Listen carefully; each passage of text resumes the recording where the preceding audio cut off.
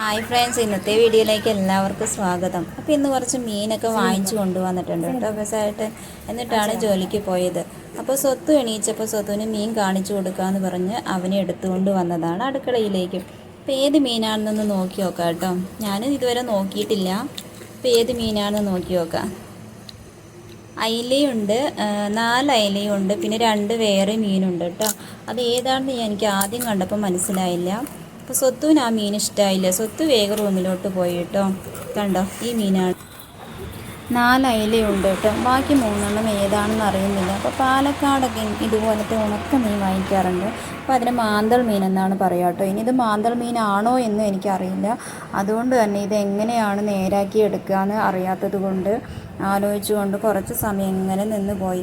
പിന്നെ വിചാരിച്ചു മീനൊക്കെ ഒന്ന് ക്ലീൻ ചെയ്തെടുക്കാമെന്ന്. അപ്പോൾ അതിൽ മണലൊക്കെ ഉണ്ട്. അപ്പോൾ അതൊക്കെ ഒന്ന് കഴുകി വൃത്തിയാക്കി എടുത്ത് ഒരു പാത്രത്തിലേക്കാക്കി കേട്ടോ. എന്നിട്ട് അയിലയാണ് ആദ്യം ഞാൻ ക്ലീൻ ചെയ്തെടുത്തത്. അത് പിന്നെ എനിക്കറിയാവുന്നതാണ്. അത് പെട്ടെന്ന് തന്നെ ഞാൻ ക്ലീൻ ചെയ്തെടുത്തു. ഇനി അടുത്തത് ക്ലീൻ ചെയ്തെടുക്കാനുള്ളത് നമ്മുടെ മാന്തളാണ് കേട്ടോ. മാന്തൾ മീനാണോ അതിന് പറയാമെന്നറിയില്ല. പേരറിയാവുന്നവരൊന്ന് കമൻറ്റ് ചെയ്തേക്കണേ. ആദ്യം ഞാൻ ഈ കത്തി കൊണ്ട് ഇതിൻ്റെ മുകളിലത്തെ ഒന്ന് ചുരണ്ടി നോക്കിയിട്ടോ, ഇളക്കിയെടുക്കാൻ പറ്റുമോ എന്ന് നോക്കി. അത് കിട്ടുന്നില്ല. എന്ത് ആണോ? ഏത്? സ്വത്ത് റൂമിലിരുന്ന് TV കണ്ടുകൊണ്ടിരിക്കുകയാണ് കേട്ടോ. അപ്പോഴാണ് അവൻ ഏതോ ഒരു പടം ഓഗസ്റ്റ് 15 ഉണ്ടെന്ന് പറഞ്ഞതാണ്. ഞാനാണെങ്കിൽ ഈ മീൻ നേരാക്കാൻ പറ്റാത്തതിൻ്റെ ആകെ വിഷമം. കുറേ സമയം ഞാൻ ഈ മീനെടുത്ത് തിരിച്ചും മറിച്ചും നോക്കിയിട്ടോ, പറ്റുന്നില്ല. എങ്ങനെ നോക്കിയാലും ഇതെങ്ങനെയാണ് ക്ലീൻ ചെയ്യാമെന്ന് അറിയുന്നില്ല. പിന്നെ ഞാൻ ലാസ്റ്റ് ഇതൊന്ന് മുറിച്ച് നോക്കിയിട്ടോ. മുറിച്ചിട്ട് അതിൻ്റെ തൊലി ഇളക്കിയെടുക്കാൻ വേണ്ടി നോക്കി. അങ്ങനെയാണ് ഐഡിയ മനസ്സിലായത്. തൊലി ഇളക്കിയെടുക്കുകയാണ് ഇതിൻ്റെ ചെയ്യേണ്ടത് കേട്ടോ. അങ്ങനെ ഒരു വിധത്തിൽ ഞാൻ കണ്ടുപിടിച്ചു കേട്ടോ. ഇത് മുറിച്ച് ഇതിന് തൊലി ഒന്ന് എടുക്കാൻ വേണ്ടിയിട്ടുള്ള പരിശ്രമത്തിലാണ്. തൊലി കിട്ടിയതും ഞാൻ വളരെ ഹാപ്പി ആയിട്ടോ. സ്വത്തു, ഇതിൻ്റെ തൊലി ഇങ്ങനെ എടുക്കുകയാണ് ചെയ്യാൻ നോക്കിയേ. ഇതാ ഇത് തൊലി ഇങ്ങനെ വലിച്ചെടുക്കുക ചെയ്യണ്ടേ. സ്വത്തു നോക്കിയതാ. ഇവിടെ ഇങ്ങനെ വഴങ്ങിയെടുക്കും. ഇവിടെ എന്നിട്ട് നോക്കി നോക്ക്. നോക്കി നോക്കാൻ ഇങ്ങനെയാണെങ്കിൽ ഇങ്ങനെ നോക്കി നോക്ക്. ലൈന്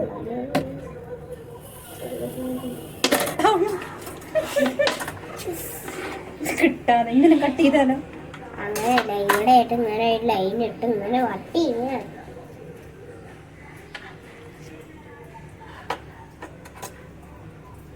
ചിക്കൻ അടികാട്ടി എന്നോട് സിമ്പിളായി കട്ട് ചെയ്യാം. എൻ്റെ ഒരു ഇത് ഇതാണെങ്കിൽ നല്ല ടഫ് ഉണ്ട്. ടഫ് ഗെയിമാണിത്. ടഫ് ഗെയിമോ? പക്ഷെ അറിയുന്നവർക്ക് കുഴപ്പമില്ല കേട്ടോ. അമ്മയ്ക്കാണ് കുഴപ്പം. ഇങ്ങനെ മുറിച്ചെടുക്കമ്മ.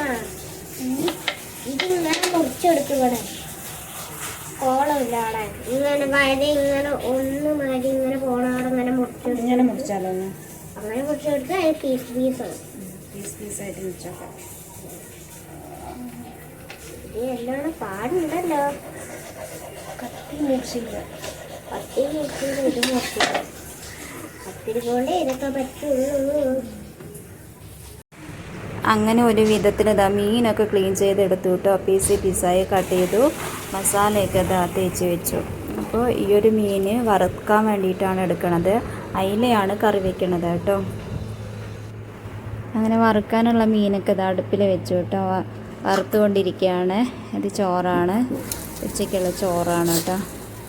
അങ്ങനെ ഇനി അയിലയാണ് കറിയാക്കി വെക്കേണ്ടത്. അപ്പോൾ ചട്ടിയിൽ തന്നെ പുളിയും മസാലയും മീനും എല്ലാം ഇട്ടിട്ട് അങ്ങനെ ആക്കി വെച്ചതാണ് അടുപ്പിൽ. ഉപ്പെല്ലാം ഇട്ടിട്ടുണ്ട് കേട്ടോ അതിൽ. ഇനി നമുക്ക് തേങ്ങ അരച്ചത് കൂടി ഇതിലോട്ട് ഒഴിക്കാനുണ്ട്. തേങ്ങ കൂടി അരച്ച് വെച്ച് തേങ്ങ കൂടി ഒഴിച്ചു കൊടുത്തു കേട്ടോ. അങ്ങനെ ജാറിൽ കുറച്ചുകൂടി വെള്ളം ഒഴിച്ചിട്ട് കറിയിലോട്ട് ഒഴിച്ചതാണ് കേട്ടോ. കറിയൊക്കെ ഇതാ സെറ്റായിക്കൊണ്ടിരിക്കുന്നുണ്ട്, റെഡിയായിക്കൊണ്ടിരിക്കുന്നുണ്ട്. തിളച്ചു കേട്ടോ. അപ്പോൾ ഇനി കറി റെഡിയായി കഴിഞ്ഞാൽ കുറച്ച് കടുക് കൂടി പൊട്ടിച്ചിടണം. കടുകും വറ്റൽമുളകും ഉലുവയും കൂടിയാണ് ഞാൻ ഇടാറുള്ളത്. പക്ഷേ വറ്റൽമുളക് ഇല്ലാത്തത് കൊണ്ട് കടുകും ഉലുവ കൂടിയാണ് കേട്ടോ പൊട്ടിച്ചിടുന്നത്. കറിവേപ്പിലയും ഇട്ടിട്ടില്ല.